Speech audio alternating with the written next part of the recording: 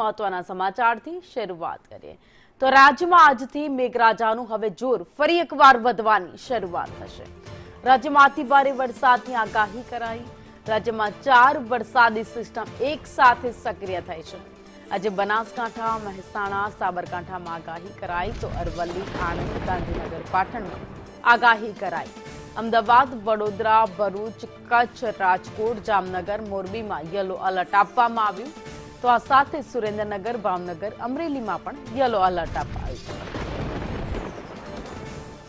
अन्य विस्तारनी बात करिए ज्यां जूनागढ़, गीर सोमनाथ, खेड़ा, पंचमहालमां पण येलो अलर्ट हवामान विभागे जारी कर्युं तो माछीमारोने दरियो न खेडवा माटे पण सूचना अपाई छे। गाजवीज पवन साथे वरसादी सिस्टम सक्रिय थई रही छे। 40 થી 60 કિલોમીટર પ્રતિ કલાકની ઝડપે પવન ફૂંકાશે તો આવતીકાલે અમદાવાદ, ગાંધીનગર, આણંદમાં પણ રેડ એલર્ટ જારી કરવામાં આવ્યું છે। तो આવતીકાલે પણ વરસાદી જોર રાજ્યમાં યથાવત રહેશે। વડોદરા, ભરૂચ, નર્મદા, સુરત, નવસારી, ડાંગમાં રેડ એલર્ટ આપવામાં આવ્યું તો સુરેન્દ્રનગર, રાજકોટ, અમરેલી, ભાવનગર, ખેડા, પંચમહાલ, મહીસાગર, દાહોદમાં યલો અને ઓરેન્જ એલર્ટ અપાયું। ન્યૂઝરૂમથી સંવાદદાતા દિવ્યા ચૌહાણ અમારી સાથે લાઈવ જોડાઈ ગયા છે। દિવ્યા, ફરી એકવાર વરસાદી સિસ્ટમ સક્રિય થઈ ગઈ છે અને આ વખતે એક સાથે 4 વરસાદી સિસ્ટમ સક્રિય થઈ છે, જેના કારણે કેટલાક વિસ્તારો છે જ્યાં વરસાદનું જોર વધારે રહેશે।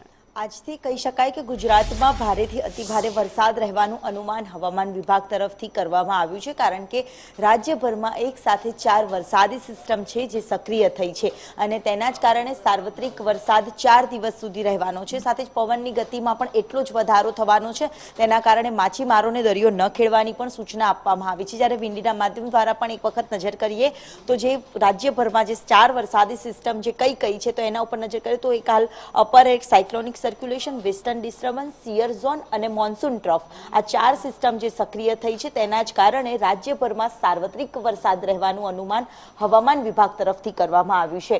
30, 31, પહેલી અને બીજી એમ 4 દિવસ સુધી આ રાજ્યમાં ભારે વરસાદ રહેવાનો છે, જેમાં મધ્ય ગુજરાત છે જે વધુ પ્રભાવિત થાય તેવી સંભાવના જોવા મળી રહી છે। જે પ્રકારે આવતીકાલથી વરસાદનું જોર સૌથી વધુ રહે મધ્ય ગુજરાતમાં તેવી પણ સંભાવનાઓ છે તે જોવા મળી રહી છે, કારણ કે તમામ જે અમદાવાદ સહિત તમામ જે ગ્રામ્ય વિસ્તારો છે ત્યાં પણ ભારેથી અતિ ભારે વરસાદ રહે તેવી સંભાવનાઓ જોવા મળી રહી છે।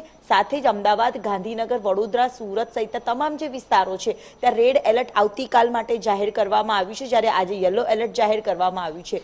સાથે સાથે દક્ષિણ ગુજરાતના ભાગોમાં પણ સુરત, નવસારી, ડાંગ, તાપી સહિતના તમામ જે વિસ્તારો છે ત્યાં પણ ભારેથી અતિ ભારે વરસાદ રહે તેવી સંભાવનાઓ છે। જ્યારે સમગ્ર કચ્છ પંથકમાં પણ અતિ ભારે વરસાદ રહેવાનો છે, જેમાં પવન અને ગાજવીજ સાથે પવનની ગતિ 40 થી 60 કિલોમીટરની ઝડપે રહે તેવી સંભાવનાઓ છે। જ્યારે ઉત્તર ગુજરાતમાં અત્યાર સુધીમાં જે મેઘરાજાએ રૌદ્ર સ્વરૂપ નહોતું બતાવ્યું, જ્યાં ક્યાંક વરસાદી ઘટ રહી ગઈ હતી, ત્યાં પણ આ રાઉન્ડમાં વરસાદી ઘટ પૂરી થાય તેવી સંભાવનાઓ છે, જેમાં બનાસકાંઠા, સાબરકાંઠા, અરવલ્લી, મોડાસા, પાટણ, મહેસાણા સહિતના તમામ જે વિસ્તારો છે ત્યાં ભારેથી અતિ ભારે વરસાદ રહે તેવી સંભાવનાઓ છે। ત્યારે સૌરાષ્ટ્રમાં પણ ભારે વરસાદ કેટલાક જિલ્લાઓમાં રહી શકે તેવી સંભાવનાઓ વ્યક્ત કરવામાં આવી છે।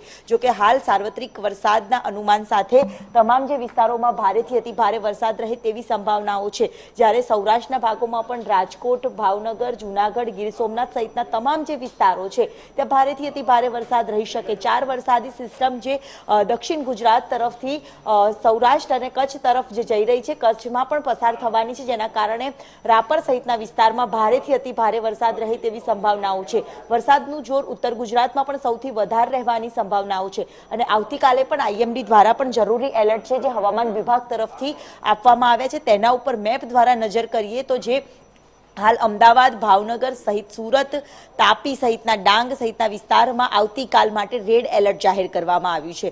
જ્યારે અમરેલી, જૂનાગઢ, ગીર સોમનાથ સહિતના તમામ વિસ્તાર માટે ઓરેન્જ એલર્ટ જાહેર કરવામાં આવ્યું છે। જ્યારે અન્ય વિસ્તારો પર નજર કરીએ તો છોટાઉદેપુર, દાહોદ સહિતના વિસ્તારમાં પણ ઓરેન્જ એલર્ટ છે। જ્યારે રાજ્યભરના અન્ય તમામ જે સમગ્ર કચ્છ પંથક છે જેમાં યલો એલર્ટ જાહેર કરવામાં આવ્યું છે, એટલે કે ભારે વરસાદ તો રહેવાનો છે, સાથે જ પવનની ગતિમાં પણ વધારો રહેવાનો છે। છે અને પવનના કારણે જરૂરી એલર્ટો આપવામાં આવ્યા, જેમાં માછીમારોને દરિયો ન ખેડવાની સૂચના પણ આપવામાં આવી છે અને સાથે સાથે જ્યાં પવનની ગતિમાં વધારો લાગશે તો ત્યાં જરૂરી એલર્ટ દર્શાવતા સિગ્નલો પણ લગાવી દેવામાં આવશે તેવી સૂચના પણ આપવામાં આવી છે. એટલે કે આજથી મેઘરાજા રૌદ્ર સ્વરૂપ બતાવશે તો તેની 4 દિવસ સુધી મેઘતાંડવ જોવા મળી શકે છે. અમદાવાદમાં આ વખતે સૌથી મોટી આગાહી કરવામાં આવી છે કે જેમાં અમદાવાદમાં જે ગઈ વખતે થોડા દિવસ પહેલા જે વરસાદ પડ્યો હતો તે જ પ્રકારે અમદાવાદમાં પણ તેનાથી પણ ભારેથી અતિ ભારે વરસાદ રહે તેવી સંભાવનાઓ વ્યક્ત કરવામાં આવી છે અને જેની અસર છે આજે સાંજ સુધીમાં જોવા મળી શકે છે.